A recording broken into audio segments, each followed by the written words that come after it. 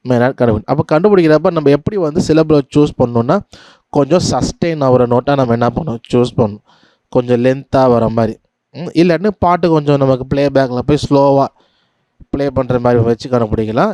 அதே நேரத்தில் இதே போல் ஆனால் சிலபிள் சவுண்டாக சூஸ் பண்ணோம்னா நமக்கு சாங்கு ரொம்ப ஓட்டுற மாதிரி ஸ்லோ பண்ணுற மாதிரி இருக்காது. அதே நேரத்தில் லிசன் பண்ணுறதுக்கு ஈஸியாக இருக்கும். அப்போ எது சஸ்டெயின் ஆகுதோ, எந்த சிலபிள் சஸ்டெயின் ஆகுதோ அதை நம்ம சூஸ் பண்ணி நம்ம வந்து சிலபிள் வந்து அந்த நோட்ஸை வந்து கண்டுபிடிப்போம், சவுண்ட் மேட்ச் பண்ணி திரும்ப திரும்ப அதை ப்ளே பண்ணி. ஓகே, இன்னொரு சிலபிள் கண்டுபிடிக்கலாம்.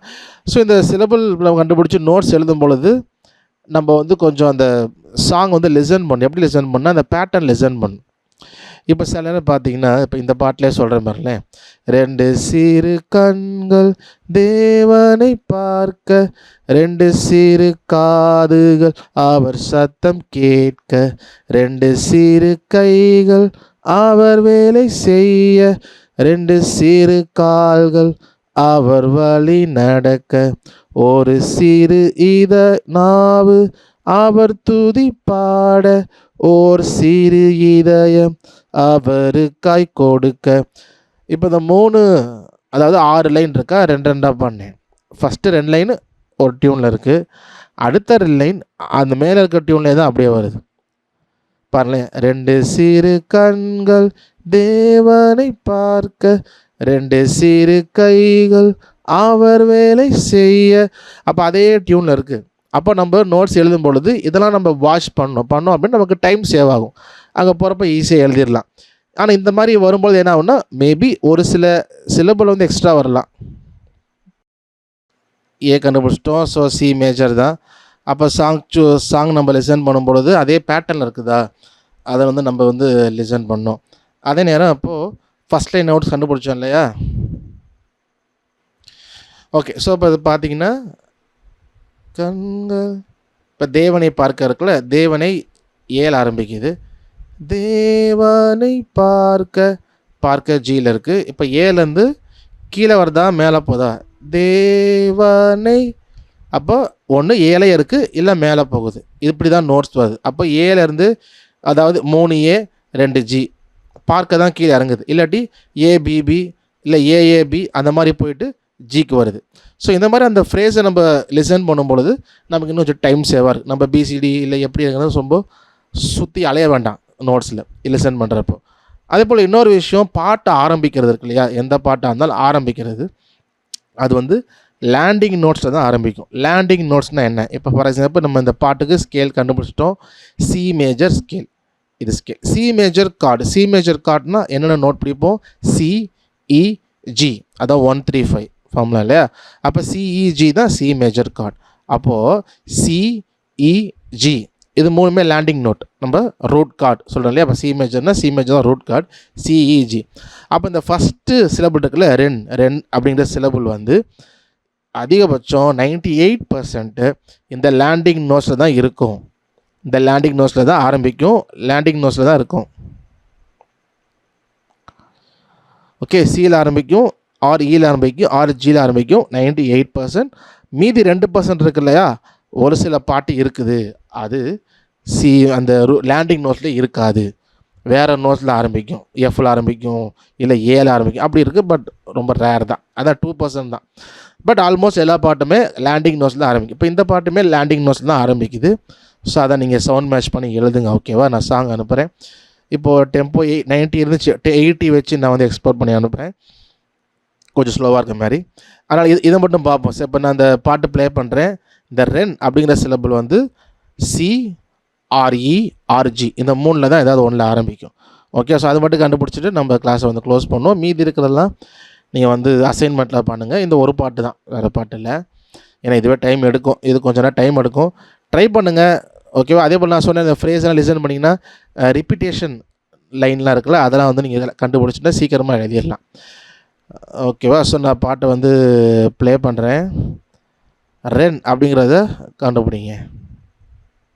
2 சிறு கண்கள், 2 சிறு கண்கள், 2 சிறு கண்கள், 2 சிறு கண்கள், 2 சிறு கண்கள், 2 சிறு கண்கள்,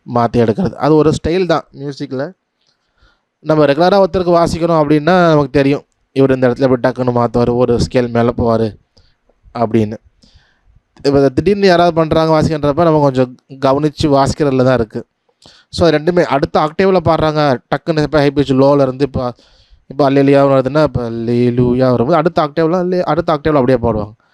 அப்படி பாடும்போது நமக்கு கார்டு மாறாது, ஸ்கேல் மாறாது, அதே ஸ்கேல் மாறாது, அடுத்த ஆக்டேவில் தானே போகுது, அதே நோட்ஸ் அண்ட் கார்ட்ஸ் தான். பட் சி மேஜர்லேருந்து டி மேஜர் போகிறது அந்த மாதிரி டக்குன்னு சில பேர் ஏற்றி பாடுவாங்க.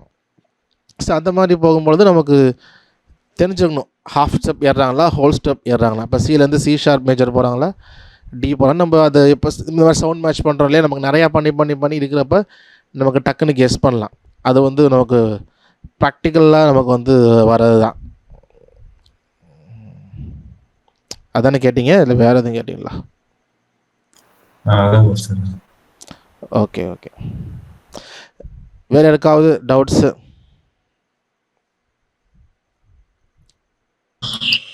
மாஸ்டர், இப்போ தேவனைக்கு ஒரு ஏ போட்டு இருக்கீங்க இல்லைங்களா, அது ஒரு ஏன்னு நம்ம சஸ்டெயின் பண்ணணுமா இல்லை 3 times ஏ பீட் பண்ணணும்? இல்லை, நான் அந்த டே மட்டும் தான் கண்டுபிடிச்சிருக்கிறோம். இன்னும் வா நை 2 சிலபு 2 நோட் இருக்குது, அது கண்டுபிடிக்கணும். அங்கே 2 ஏ வரலாம், இல்லை ஏ பின்னு வரலாம், நம்ம ஹம் பண்ணி தான் கண்டுபிடிக்கணும். சரியா? இப்போ பாட்டில் பார்த்தீங்கன்னா தேவனை பார்க்க தேவனை தேவனை அப்படி தேவனை நை கொஞ்சம் மேலே ஏறுது, அப்போது ப்ராபப்ளி ஏபின்னு இருக்கலாம். ஸோ அதை நம்ம திரும்ப ஸ்லோ லெசன் பண்ணும்போது மேட்ச் பண்ணணும். நோட்ஸ் நான் எழுதலை, ஓகே, கண்டிப்பாக ஷேர் பண்ணுறேன். சாங் நான் ஷேர் பண்ணுறேன், இன்னும் கொஞ்சம் டெம்போ குறைச்சி எக்ஸ்போர்ட் போட்டு எனக்கு ஷேர் பண்ணுறேன். சரியா? Okay brother, okay okay, thank you. சரி. வேறு யாருக்காவது டவுட்ஸு? ஓகே, ஸோ டவுட்ஸ் இல்லை அப்படின்னா நம்ம ப்ரேயர் பண்ணி கன்க்ளூட் பண்ணலாம். ஸோ எல்லோரும் அட்டெண்டன்ஸ் போட்டிருப்பீங்கன்னு நினைக்கிறேன். அப்படி போடல அப்படின்னா போடாதவங்க போட்டுருங்க. சரியா?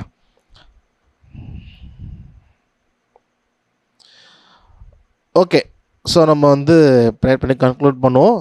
அசைன்மெண்ட் இந்த ஒரு பாட்டு தான், பொறுமையாக கண்டுபிடிங்க. அப்புறம் 6 நோட்ஸா போனாலும் 5 நோட்ஸ், அப்போ இருந்தாலும் 6 நோட்ஸ் அந்த சவுண்ட் மேட்ச் இருக்கும். சப்போஸ் நீங்கள் லிசன் பண்ணுறப்போ சில ரொம்ப கஷ்டமாக இருக்குது அப்படின்னா ஒன்றும் பிரச்சனை இல்லை, இன்றைக்கே ஒரே நாளில் வந்துடணும்னு கூட கட்டாயம் கிடையாது. நம்ம பண்ணால் நல்லது, அடுத்தடுத்து நம்ம அப்டேட் பண்ணிடலாம். இல்லையா, ஒன்றும் பிரச்சனை இல்லை. அந்த சவுண்ட் மேட்ச் கொஞ்சம் ரெகுலராக பண்ணிக்கிட்டே நம்ம கொஞ்சம் இயர் ட்ரெயின் ஆகும். இந்த நோட்ஸ் கண்டுபிடிக்கிறது மெயினான இயர் ட்ரெயின் ஆகிறது தான். ஏன் அப்படின்னா இந்த காது லிசன் பண்ணும்போது மூளையும் காது தானே, காதில் போய் மூளை ரெண்டுமே மேட்ச் பண்ணி சொல்லணும், பிரெயின் சொல்லணும் இது ஜி தான் இது சி தான் அப்படின்னு நம்ம கரெக்டாக அதை கெஸ் பண்ணும். அப்போ இயரை கொஞ்சம் ட்ரெயின் பண்ணி நம்ம பண்ண தான் அது வரும். ஸோ இப்போயே ஸ்ட்ரெச் நம்ம ட்ரை பண்ணுவோம், வந்துருச்சுன்னா வெரி ஹாப்பி, டக்கு நம்ம அப்படியே பாட்டு கார்ட்ஸ் எழுதிட்டு நம்ம போயிடலாம். இல்லை கொஞ்சம் கஷ்டமாக இருக்குது, கெஸ் பண்ண முடியலன்னா ஒன்றும் பிரச்சனை இல்லை, நம்ம ஸ்லோவாக கொஞ்சம் டைம் எடுத்து நம்ம அந்த லிசனிங் இம்ப்ரூவ் பண்ண வரும். வராது அப்படின்னு கிடையாது, டைம் முன்ன பின் ஆகலாம். ஒரு சிலருக்கு சீக்கிரம் மேட்ச் பண்ணுவாங்க, ஒரு சிலருக்கு கொஞ்சம் லேட் ஆகலாம், அதுவும் முன்ன பின்ன மாறலாம் மொழியே நமக்கு வராதுன்னு கிடையாது. ஏன்னா ஆல்மோஸ்ட் எல்லாருமே மேட்ச் பண்ணிட்டீங்க. அதான் இப்போ நான் சி ப்ளே பண்ணி உங்களுக்கு சி எனக்கு எது சுத்தமாகவே எனக்கு மேட்ச் பண்ண முடியல, பியானோ சவுண்டே மேட்ச் பண்ண முடியலன்னா தான் கஷ்டம், ரொம்ப லேட் ஆகும். ஸோ ஆல்மோஸ்ட் எல்லோரும் மேட்ச் பண்ணிட்டீங்க சவுண்டு மேட்ச்சில் கூட. ஸோ அதனால் ஒன்றும் பிரச்சனை எல்லாருக்குமே அது வருது. ஸோ அதனால் கிராஜுவலாக வரும். அதனால் ஒன்றும் இப்போ சப்போஸ் ஒரு இடத்துல வரலன்னா ஐயோ நமக்கு வராது அப்படின்னு நினச்சிடாதீங்க. ஸோ எல்லாருமே கரெக்டாக மேட்ச் பண்ணிக்கிறீங்க, கொஞ்சம் டைம் மேபி எடுக்கலாம், ஆனால் அதுவுமே எடுக்காதுன்னு நினைக்கிறேன். எல்லாருமே நல்லா தான் பண்ணுறீங்க, அதனால் நம்ம எழுதிடலாம். ஸோ அதே போல் கொஞ்சம் பொறுமையாக இருந்து இல்லை இயர்ஃபோன் போட்டு சைலண்ட்டாக இருந்து ட்ரை பண்ணி எழுதிடுங்க. சரியா? எந்த டவுட்னாலும் குரூப்பில் கேளுங்க, நான் ஆன்சர் பண்ணுறேன். சரி, நம்ம ஜோ பண்ணி இன்றைக்கி நம்ம நிறைவு செய்யலாம். எங்களை நேசிக்கிற நல்ல தகப்பனே, இந்த நாளுக்காக நன்றி செலுத்துகிறோம். ஆண்டவர் இந்த நாளும் கூட ஒரு பாடலுக்கு எப்படி நோட்ஸ் எடுக்கிறது என்ற ஒரு சில காரியங்களை கற்றுக்கொண்டோம். ஆண்டவர் எங்களுக்கு தெரியாத ஒரு சின்ன காரியம் இல்லை, அது பல காரியம் உண்டு. நீங்களுக்கு ஞானத்தை தரணும் ஆண்டவர், எங்களுக்கு அந்த இதை கற்றுக்கொள்கிறதுக்கு எக்ஸசைஸ் பண்ணுறதுக்கு நேரமும் எங்களுக்கு தேவை தகப்பனே. அதை நாங்கள் ஞானமாய் டைம் மேனேஜ் பண்ண அதுக்கு நேரத்தை ஒதுக்க நீங்கள் கிருபை செய்யுங்க. இதை நாங்கள் ஒரு சீரியஸாக கூட எடுத்து ஆண்டவர் நாங்கள் கற்றுக்கொண்டு நாங்கள் இதை கைசை கருவியை நேர்த்தியாக வாசிக்க தகப்பன் நீங்கள் கிருபை செய்யுங்க. இந்த கிளாஸில் கலந்து கொண்டிருக்கிற ஒவ்வொருவரையும் ஒப்பு கொடுக்குறேன், நீங்கள் ஆசீர்வதிங்க. அதை கற்றுக்கொள்ள வேண்டிய ஞானத்தை தாங்க. ஆண்டவர் எங்கள் குரூப்பில் இருந்து அநேகர் கூட வரல, அவங்க அவங்களும் அநேக காரியங்கள் அலுவலில் இருக்கிறாங்க. அவங்களும் ஆண்டவரே இந்த ரெக்கார்டட் கிளாஸை பார்த்து எல்லாரும் கற்றுக்கொள்ளணும், உங்களுடைய நாம மகிமைக்காக செய்யணும், எதை செய்தாலும் உங்களுடைய நாம மகிமைக்காக செய்ய வேண்டும் என்று நாங்கள் வாசிக்கிறோம். அதை நாங்கள் அப்படியே எங்கள் வாழ்க்கையில் செயல்படுத்த கிருபை செய்யுங்க. எங்களை தாழ்த்தி ஒப்பு கொடுக்குறோம். ஆசீர்வாதம் வழி நடத்துங்க. இயேசுவின் நாமத்தில் ஜெபிக்கிறோம் நல்ல தகப்பனே, ஆமேன். என் ஆத்மாவே கர்த்தரை ஸ்தோத்திரி, என் முழு உள்ளமையுடைய பரிசுத்த நாமத்தை ஸ்தோத்திரி. என் ஆத்மாவே கர்த்தரை ஸ்தோத்திரி, அவர் செய்த சகல உபகாரங்களையும் மறவாதே. ஆமேன், ஆமேன்.